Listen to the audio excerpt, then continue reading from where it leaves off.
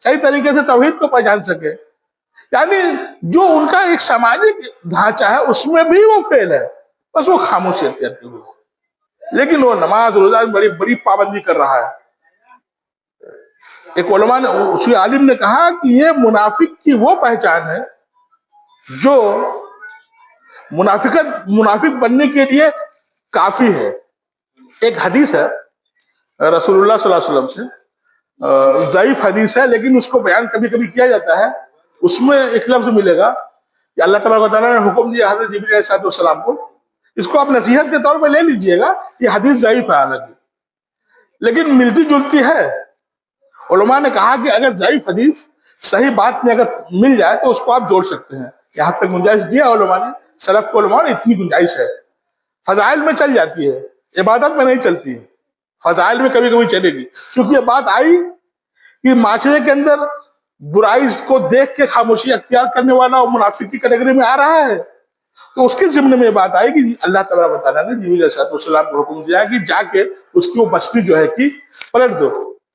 فرشتے آئے پلٹنے کے لیے، دیکھا عبادت کر رہے تھے مسجد میں، واپس چلے گئے. جا کے فرشتوں نے بولا کہ وہاں تو ایک مسجد میں فلانے صاحب عبادت کر رہے ہیں.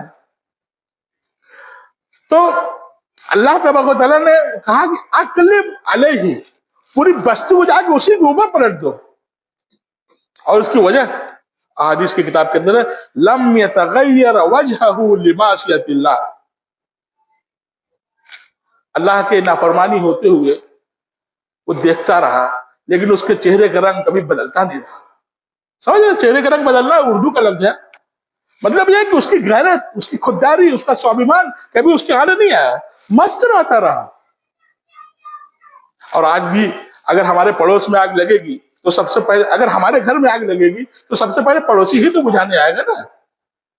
اگر ہمارے پڑوس کا لڑکا غلط ہوگا، غلط لائن پہ چلے گا، تو کیا اس کے اثرات ہمارے پریوار میں نہیں پڑیں گے؟ اگر پڑوس کے بچہ، پڑوس کی بچی غلط لائن پکڑ لے گی تو کیا اس کے اثرات ہمارے اوپر نہیں پڑیں گے؟ آپ زیادہ سوچ کے دیکھیں نا اس اینگل سے. تو ذہن بنانا چاہیے برائی اور اچھائی کو کس اینگل سے نپٹنا ہے، اس کے بارے میں نبی پاک صلی اللہ علیہ وسلم نے بہت سب کچھ فرما دیا ہے. آخر میں ایک بات کہوں گا، بہت بڑی بات ہے. ایسے لوگوں پہ اللہ کی لعنت برستی ہے. قرآن مجید سورہ مائدہ کے اندر ہے لعن الذین کفروا من بنی اسرائیل علی لسان داؤد و عیسی بن مریم. آپ لوگوں کو عربی آتی نہیں ہے، میں اس کا ہندی میں ترجمہ، اس کی حدیث آپ کو بتا دے رہا ہوں.